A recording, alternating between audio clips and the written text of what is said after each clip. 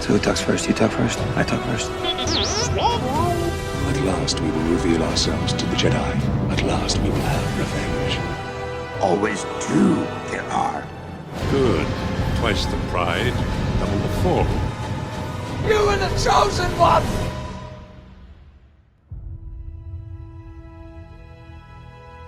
Oh. Hey. Didn't see you there.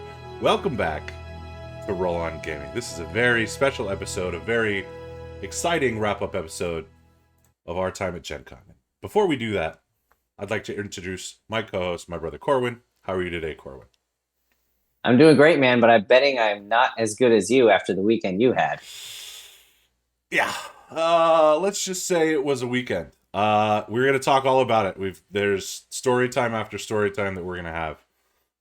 Because Gen Con is come and gone, which is a nice little rhyme there. But it was a trip. It was a trip in every sense of the word. And so before I get into it, I just want to give you the floor and sort of get your impressions as an outsider of Gen Con and of just the sheer deluge of information we got for Star Wars Unlimited, because this was one of the main focuses of Fantasy Flight Games' presentation at Gen Con, and I got the outside vision of it as well as the inside vision of it because I didn't make it there until Sunday. But what were your overall thoughts about the presentation and all of the stuff we learned about Unlimited during these 4 days? Yeah, I mean, it's kind of overwhelming. There was just so much being thrown at us, but in a good way. I think it's just a lot of positive takeaways. I personally was really stoked to finally see some gameplay and get a chance to witness kind of how the game works. And for as long as that demo game between the designers took, I think it was really good to see kind of the back and forth and how things are going to function. So I just think, I was definitely experiencing some FOMO this weekend for sure. But at the same time, I thought the presentation elements were really, really strong. The graphics that they had on the broadcast were really, really good. Yeah. Definitely something that I wasn't expecting, but hopefully we see more of that down the line. So I just was really impressed overall with everything that was put out. And obviously we have so many new cards and interactions and all these things to discuss. So there's plenty of takeaways from the weekend, and I can't even imagine what it was like to have actually been in the seat playing. Yeah, and I'll get to that, but I think takeaways is the right word, because takeaway number one for me, just as an overall perspective, was that they're committed to the game, right? I mean, they have poured so many resources into Star Wars Unlimited, from the amount of people working on the game to the amount of attention it got as a whole during Gen Con weekend, to the products from GameGenic, their sister. Those company. were really impressive. Blew us all away, right? Blew us all away. And these are products they're created specifically for Star Wars Unlimited, to the point where, the aspects are printed on the deck boxes, and all the interiors were designed with the game in mind and have Star Wars Unlimited embroidered on them. I mean, they're committed from a game perspective. They're also committed from a community perspective. All in the discussions that I had, which we'll get to, all I heard was an interest in engaging the community, responding to the community, and being aware of the community, which is something that is, quite frankly, something we didn't have before. And I think that shows that they're taking this seriously, not only from a development perspective, but from a perspective of their players as well. And you and I both know that's not something you get every day. Well, yeah, and I would certainly hope that would be more of the approach this time around, taking the learnings from some of the previous, Star Wars games that have been released. There's certainly Destiny, the one that we're most familiar with, but also the one that I think was really hungering for that support and that community engagement at a level that we just didn't really have. So it seems like we're off to a good start here with Unlimited, and they're putting their best foot forward here at the outset. Agreed. And the third and final takeaway that I have is the promos are sweet. Okay. Look at you. These are absolutely beautiful. The full art promos that were given out at the Star Wars Unlimited demo tables are awesome. They're so awesome that we will be hosting a giveaway on this channel, and you can win this very set of promos for Star Wars Unlimited, whether you got the chance to go to Gen Con or not, hopefully we're allowing some people that didn't get a chance to go to get their hands on these because they are awesome. So stick around for some news on that giveaway in the coming weeks as we figure out the best way to do it. But let's talk about it. Let's talk about Gen Con. It's story time, man. If you mentioned FOMO. FOMO was the very center of my plans for this weekend because I wanted to get my hands on this game. I didn't want to miss it. This was the first chance we had at playing Star Wars Unlimited, getting cards in our hands, getting, a chance to, rub elbows with the people who made this game and who made this possible. And so I had to go. But look, my schedule didn't really allow it. I work nights, I work weekends. I mean, this is my livelihood. So the only time where it made sense for me to go was Sunday. And Gen Con on Sunday is a lot easier to get into. There's a lot less people. The badges are cheaper. So how do I get there? Well, initially I was just going to fly to Indianapolis on Saturday afternoon, get there, get to the convention, and then go to the convention on Sunday morning. Have some time to just decompress from my flight. Things didn't end up working out that way in the sense that my wife was having a somewhat family reunion in Chicago that weekend. And so the wheels began to spin a little bit, and I thought, okay, why can't we do both? So my weekend consisted of flying to Chicago on Friday, which my wife had no idea about, by the way, surprising her in her hotel room, going to the family reunion on Saturday, only to leave the family reunion and drive 4 hours from Chicago to Indianapolis, by the way, in the pouring rain, which I don't know if you've looked at the California weather lately. There's been no rain in sight, so I haven't seen rain in months.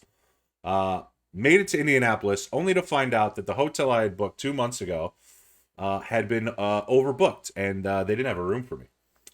So I got to be moved to another hotel just in time to get a few hours of sleep before I woke up and went to the convention. So if that doesn't tell you that I was suffering from FOMO, just how it was. A lot of FOMO.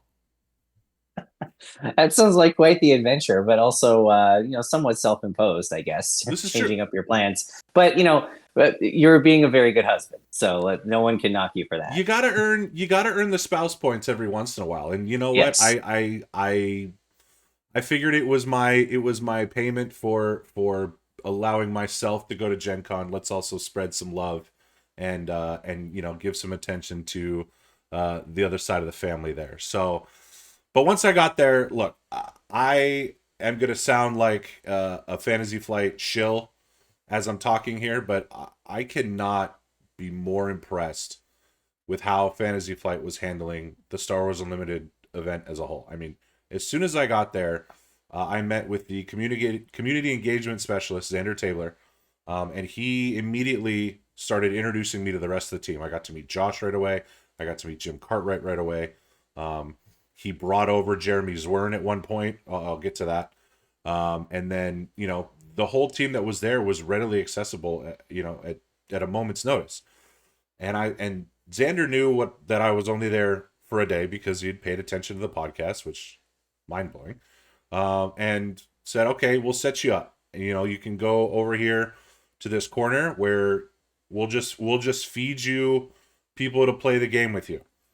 And for the 5 demos that you have scheduled, you're going to have someone to play every time, and 3 of those times they're going to be FFG employees that you get to talk to, and you get to play the game with at the same time. And it was mind-boggling, and I had the best time, just getting to immerse myself not only in Star Wars Unlimited, and by the way, the game is awesome.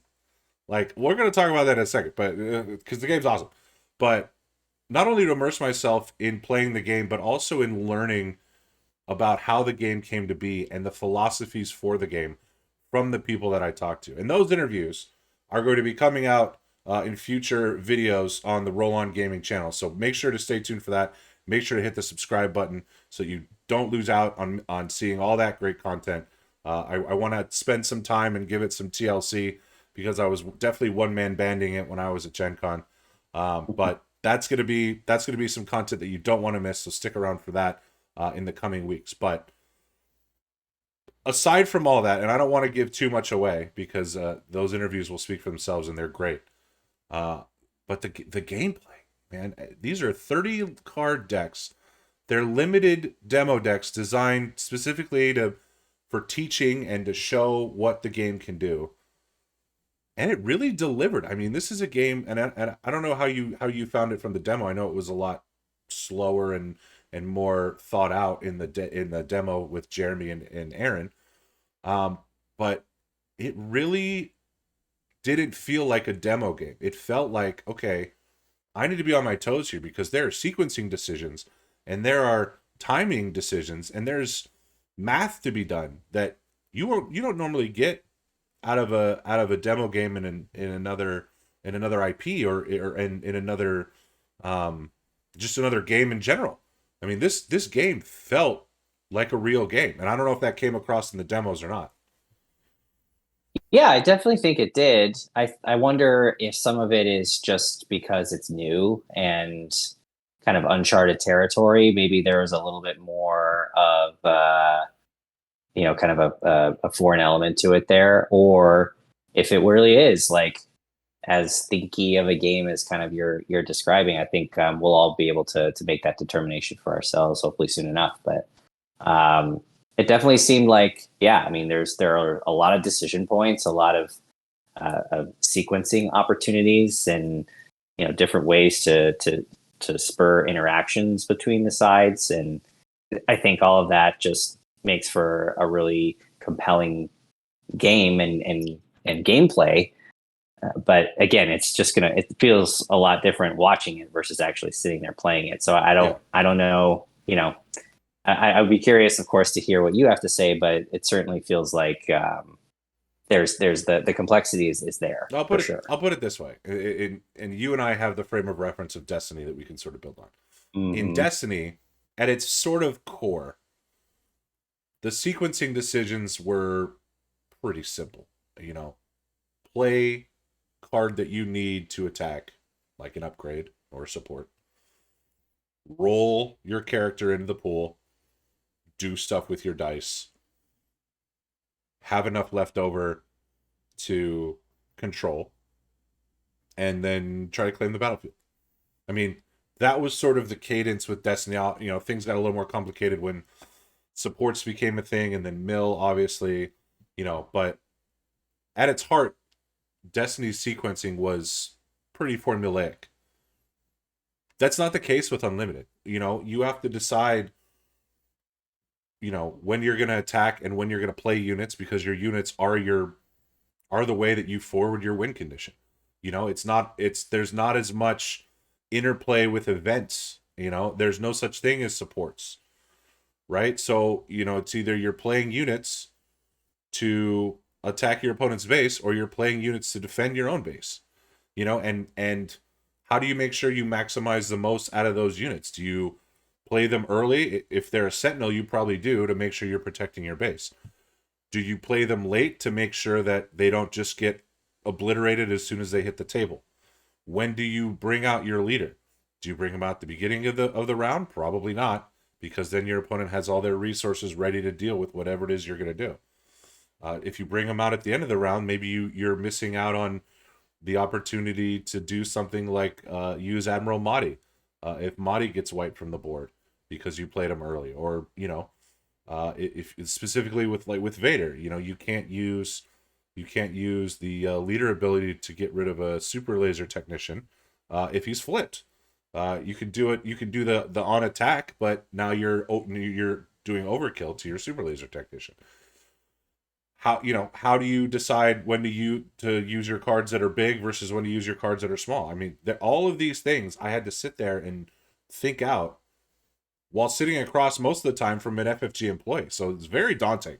And it was a lot for my poor little brain to process, but I loved it because that goes to show when we have the full card pool, those needs for decision making and sequencing and thinking through your scenarios and trying to stay one or two steps ahead of your opponent, those are all still going to be there. and it's only going to be amplified. So either I need to just get good, or I need to get smart. One of the two, because otherwise, I'm gonna fall into some sequencing traps, and we don't want that. Well, let's cut yourself a little bit of slack. This is your first time playing the game, but no, I mean that's obviously good to hear. And I think maybe a little unfair to Destiny because I'm not sure I found the sequencing in that game to be as straightforward as you suggest. Well, you're also But at the a same better time, player than I am, so it's well, let's cool it on the comparisons there. I think one of us is a prime champion. yeah, well, when you play decks that are busted, it's definitely helps. Fair But point. look, I just think for me, what I was really looking to see there was I wanted to see what the back and forth looked like because it's still a you take an action, I take an action type of situation, and so what are the interactions that opens up between these different units and characters and different things you're trying to do with your resources. And I just think, I think there's a lot of really compelling stuff there. And it feels like the pilot is going to matter a lot when it comes to the game and how it's played at a high level.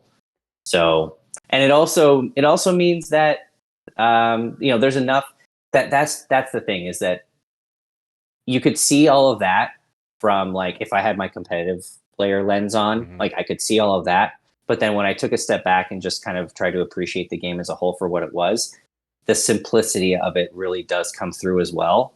And so I just find that to be really, really one of the strongest takeaways I had from watching the gameplay. And what I think will ultimately be one of the strongest facets of the game in general is that it can appeal to multiple audiences. It can appeal to multiple player skill levels in a way that is going to make people just want to keep coming back to the table. Yeah, I think it's very teachable. Despite the sequencing, the game itself is very player friendly. It's straightforward. It is. It is. Put resources down, play cards with those resources. It is. The text is very easy to read and understand. I think it's great. And the art looks amazing on the table. It looks incredible. Yeah. Oh, yeah. I bet. So, I'm loving that. My first game of the day, I got to play against Aaron Halton, one of the designers of Star Wars Unlimited. So we got to discuss game design and his philosophies on Star Wars Unlimited and the challenges that he faced and all that stuff. So that's gonna be a video that's gonna come out. That was a blast.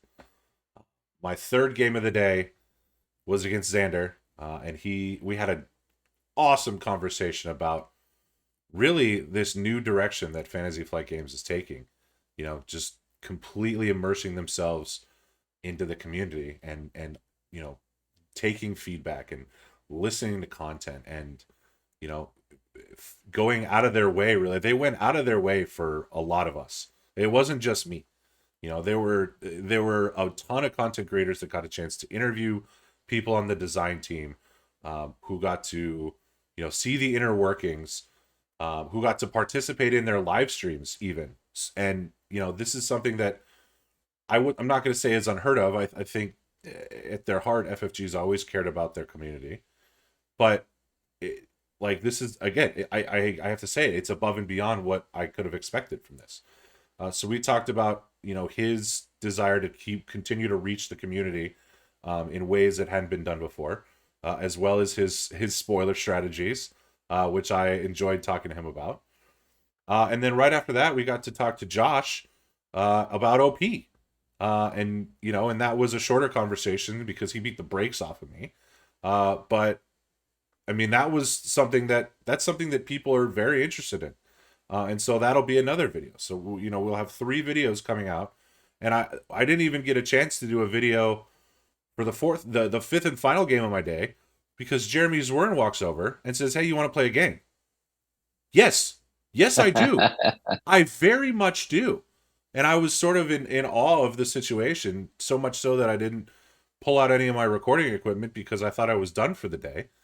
And I got a chance to play against one of the wizards of Fantasy Flight himself. And after the game was over, I got to talk to him about things that I'm super interested in when it comes to this game. Like, why they're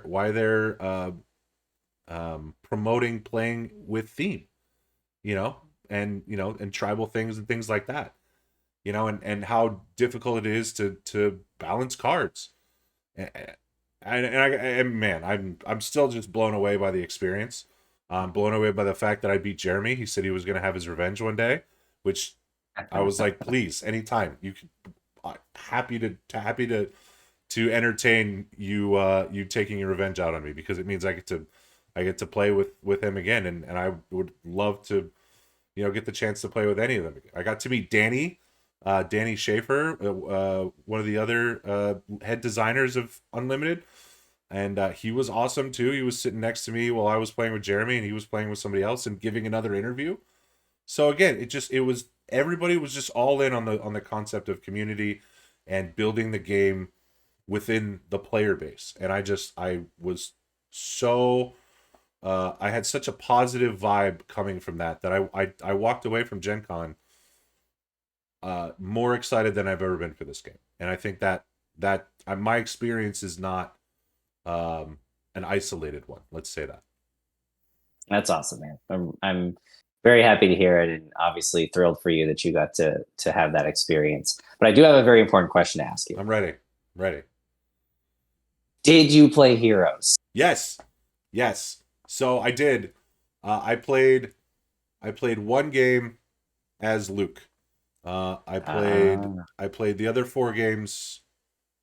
I played 4 games as Vader? I did. I played 4 games as Vader, which is wild. And I played the one game I played as Luke, I did win, which is wild. And then I went 3-1 with Vader. Well, there you go. Yeah. So they got you to put Heroes on the table. Well, I had to do both. I had to do both. I mean, that's there. I wanted to get a feel for Luke. I had to play R2, in honor of you for not being there. Yes. Yes. So R2 hit the table, which was great. Love to see it. Yeah, I got a beat boop in there, which was awesome. So beep boop. Yeah. So and look, the decks I think were really well optimized for demos, which was great. And within those decks, we did get to see some new cards that we hadn't seen before. It wasn't the 30 card deck was not just made up of things we had seen before Gen Con weekend. So some good stuff in there. Let's turn this over to you. I think I've talked enough for at least a minute or two here. What would you say of all the spoilers that you saw in the demo decks? What would you say is your favorite? Yeah, there's some choices for sure. We saw some good stuff. But I think if I'm choosing one, it's got to be Unit Chewie. Unit Chewie. It's a hard choice because we saw the ATST, which was awesome, especially for me. Yep. I really like the Snow Speeder. I think the Snow Speeder has a lot of great mechanics with ambush and then the ability to exhaust a vehicle unit when it hits when it attacks. But this Chewie card is really cool. So 5 cost unit, double aspect, cunning and heroism, underworld trait as well as the Wookiee trait for a 3/6 body, has Sentinel. But I think the best part about this Chewie is because he has Sentinel, the ability that it has pairs so well with it, which is when this unit is attacked, ready him. And I mean that is a lot of spice for a demo deck. Yeah, and something that I'm going to be very interested in potentially doing here with playing Heroes, because he's a Sentinel, you got to go for him first anyway. So now you're kind of forcing that second part of the ability, which is to ready every time. Now, obviously, you'll have to try to get him to attack or exhaust early so you can take advantage of that ability. But I think that this card is awesome, and mainly because thinking about the Chewbacca cards from Destiny, it's like they were not necessarily the strongest, and Chewie's like a fan favorite, right? So yeah, at least if you're on the hero side. So to see a Chewbacca that actually looks really, really good in comparison to what else we've seen, I'm very excited about this card. Yeah, I think this is, if you can get this out when you have your 5 resources, at a time where there might still be a lot of smaller units on the field in the ground arena. If you draw this late game, it's not going to be as impactful because you might not even get the ready.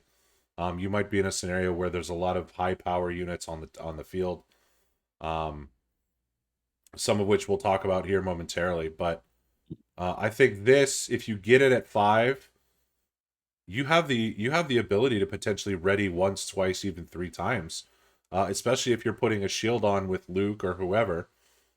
Shielding up this Chewbacca feels really, really strong because of that ready. Absolutely. Yeah. So I think, going back to the sequencing discussion, it's going to be like timing of play is going to be very important with this card, just to make sure you can really maximize that value. Absolutely. But coincidentally, this is not the only Chewbacca we saw at Gen Con weekend. Yeah, we got a leader too, didn't we? We did. We got the Chewbacca Vigilance leader.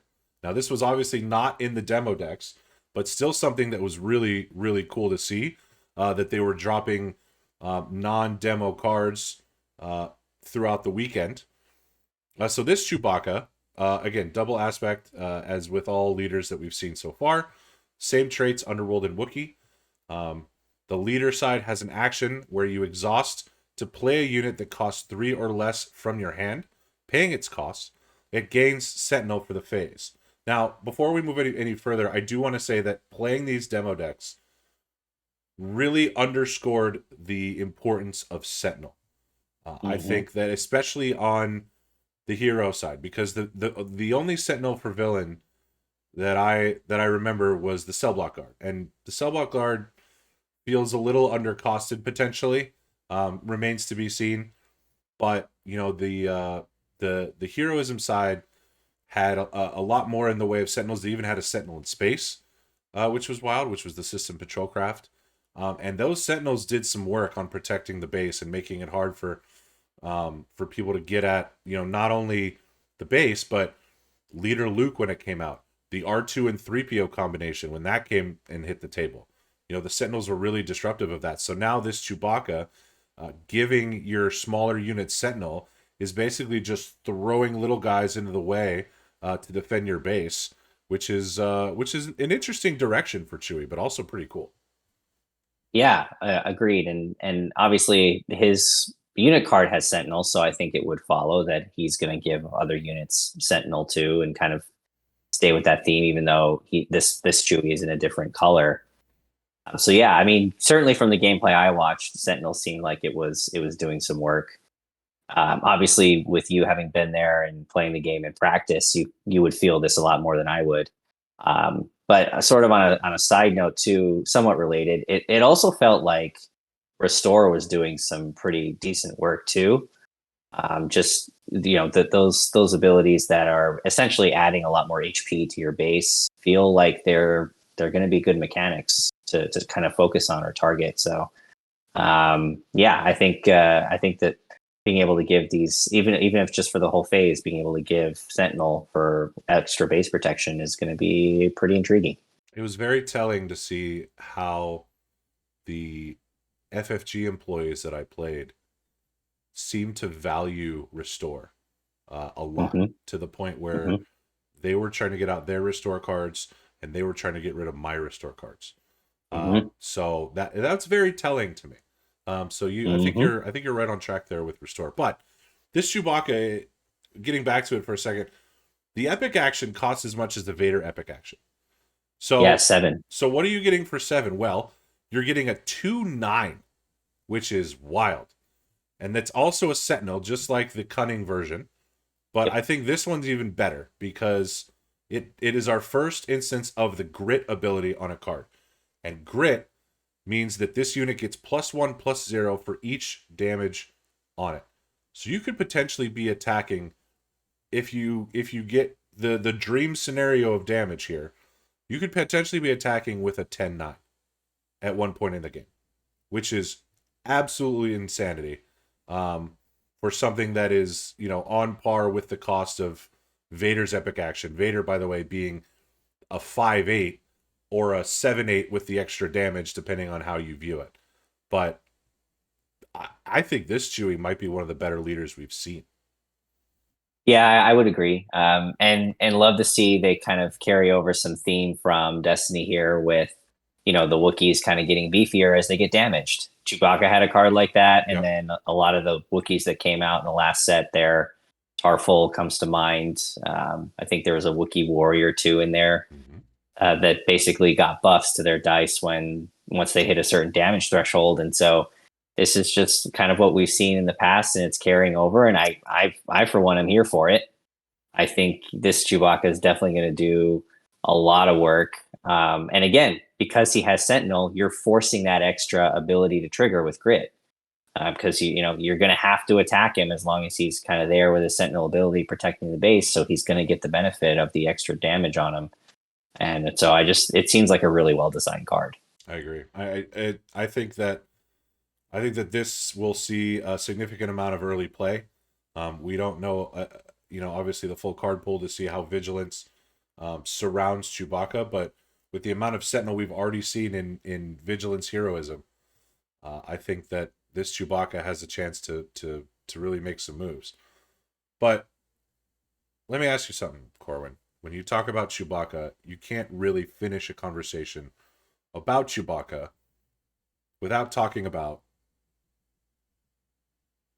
Well, I mean, it's got to be his pal Han Solo, right? His pal, Han Oh yeah, Solo. this card is wild. My goodness, Han Solo. I'm raising my voice because this card is incredible. First of all, it's a rare. This is probably the first unit rare that we've seen, if my memory serves. Okay, this was spoiled by Games Radar in the middle of Gen Con weekend. Took everybody by surprise. It's unbelievable. And blew everybody away. So Han Solo, ground unit, cunning heroism, 7 resources for a 6/6 with the underworld trait. Now only the underworld trait. By the way, I like how that is not scum villainy. It's just like underworld that encompasses both the good and the bad. I like that trait. Han Solo has ambush because of course he does. Of course he does. So after you play Han Solo, you can ready and attack an enemy unit. Fortunately, it's not a base, it is a unit. But to go along with that ambush, while attacking, this unit deals combat damage before the defender. It is not simultaneous. Han shoots first. Cannon confirmed. This Han is invincible. It's crazy. This Han is incredible. So just for the benefit of the people, Kevin, can you help us understand this interaction? So this card hits the table. It's got the ambush, so it can ready an attack. That means that it gets to essentially deal its damage to the unit it wants to deal its damage to, and potentially not take anything in return if it's able to defeat that unit. Is that correct? That is the reading that I am understanding with this card. That is spicy. I guess it makes sense why it's a rare. But I have no complaints about this card. Like, this is one of those cards that you look at and it's like, well, maybe I do want to try out heroism. Because this card is just that good, and the art is great, and the ability is great, and it's super thematic, and it just oozes Han Solo flavor. It really does. Yeah, and he's tanky too. 6 HP is nothing to sneeze at. So you want to target him, fine, but then it might take you a little bit. Yeah, I can definitely see this card going in pretty much every deck. I mean, honestly, there's a world in which I would pay 9 for this card. There really is. With the aspect penalty, like there's a world where I would. Yeah, I mean, you're essentially be able to do 6 right away as soon as he's played, and then like I said, I think he's going to stay on the field for a bit, just given his health pool. So, I mean, definitely seems like a very worthwhile use of a deck slot and of 7 resources. Probably one of the best cards we've seen spoiled yet. Yeah. I think that goes without saying. One of the best we've seen. 7 costs is a lot. But you know what's one more than 7? Well, 8. Is Kevin. 8. Oh, yes. The Emperor. Newly spoiled on Monday. I did not think, by the way, that we would get a card so soon after Gen Con. And then they go and they drop Emperor Palpatine on us. Now, we knew Emperor Palpatine was coming because we had seen the Emperor's Royal Guard. There's a chance there may still be a leader Emperor Palpatine as well. We don't know if that's coming in the first set. We don't know if that's coming at all. But right now we have the unit version of Emperor Palpatine. Obviously, a ground unit, double aspect, aggression, and villainy. This is a 4-trait unit. Force, Imperial, Sith, Official, all on the same card. Crazy. For that 8 cost, you are getting a 6/6 body with Overwhelm. And Palpatine can be overwhelming, let's be real. And when played, you may deal 6 damage. It's not a you may. It's deal 6 damage, divided as you choose among enemy units. And this is now the second rare unit that we've seen. I mean, I'm swooning over this card. And the fact that it's 6/6, you can't beat that. You cannot beat that. Yeah, and to deal 6 extra damage on play too is pretty nuts. I mean, did either of us come up with this kind of a potential design when we were talking about or theorizing about Palpatine a couple episodes ago? I can't remember if we had discussed potential AoE damage, but this is what we got, and I think it's pretty strong. I think the art is tremendous here. I think that, you know, the Order 66 flavor is just dripping off of this card. That 6 damage, I think it's going to do one of two things, based on the 8 cost.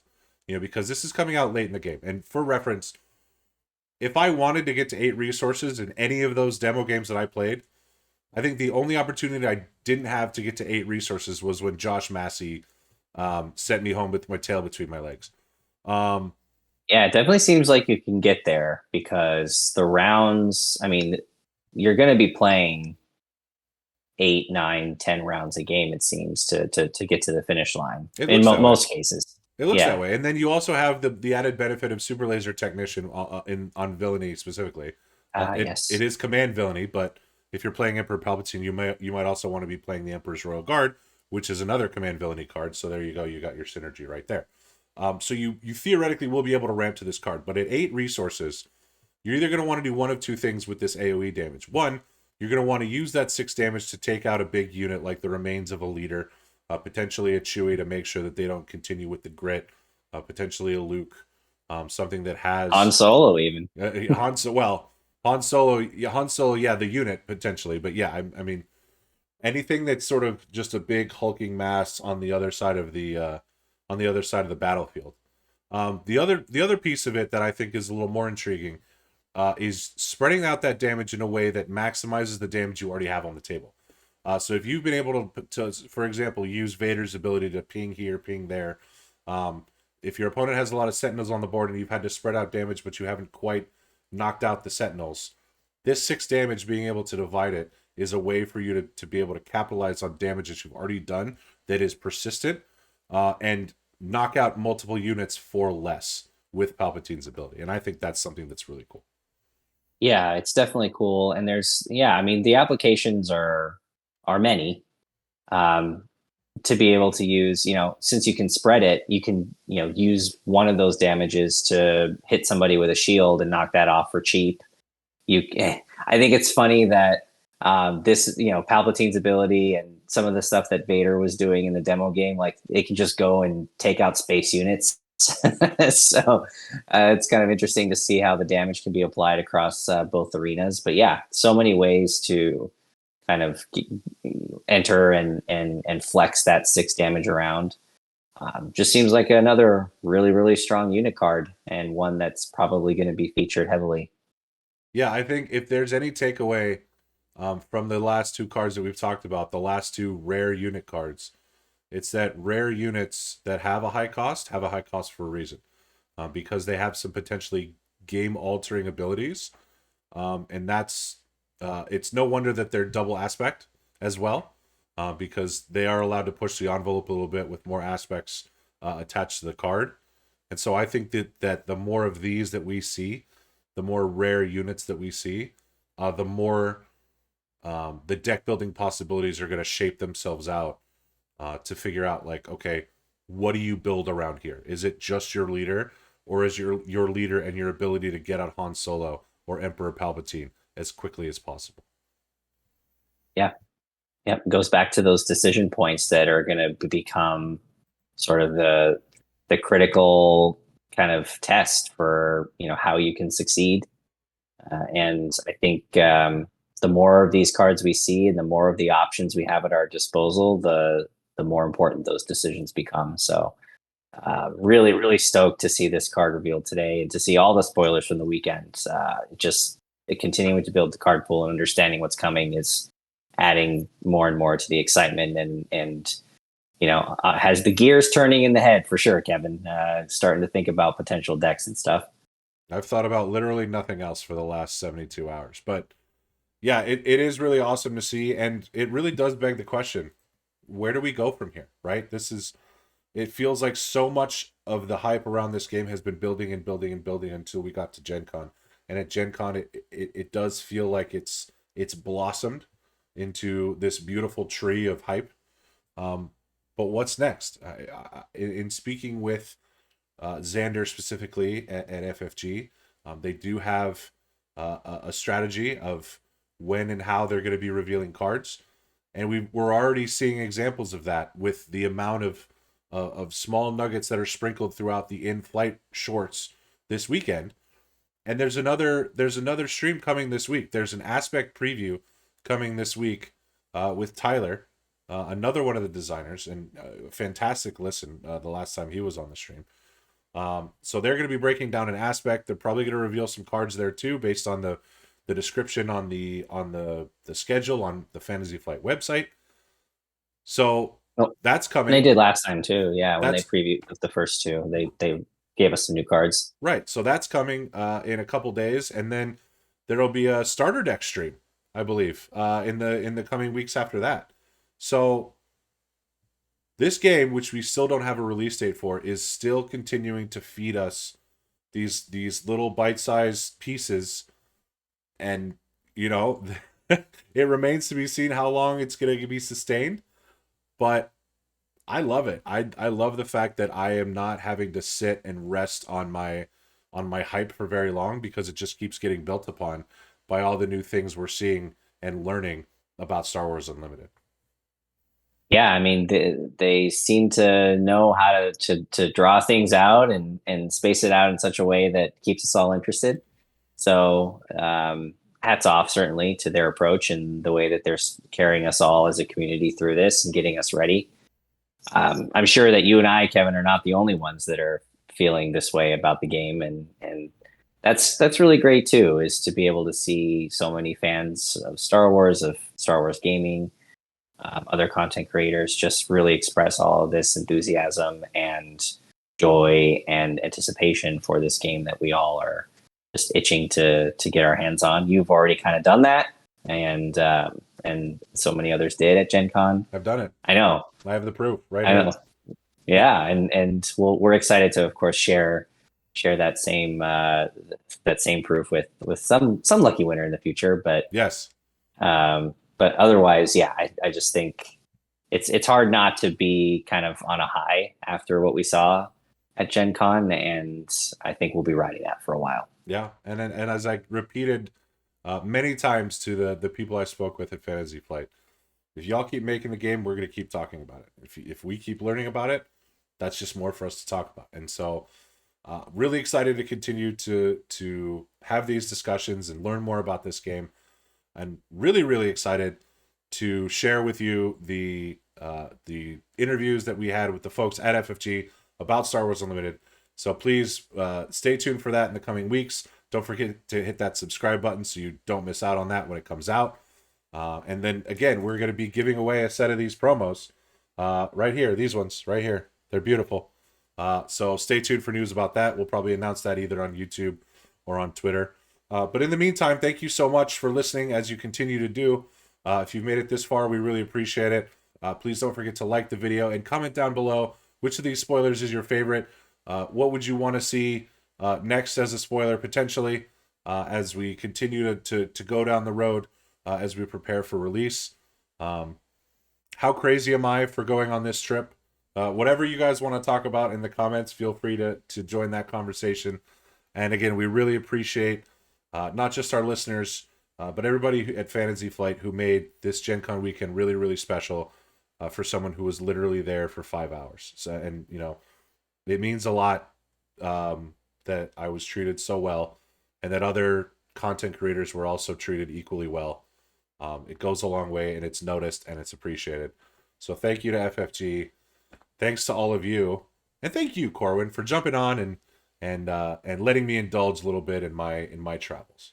No, I was so happy to hear the story and the recap. It's one of those situations where I was kind of like trying to live vicariously through you. So, so glad to hear that your experience was this positive, and I'll echo your sentiments as thank you to FFG for allowing us to participate in this and be a part of the events and the festivities, and just looking forward to getting to be more involved as we get closer to launch.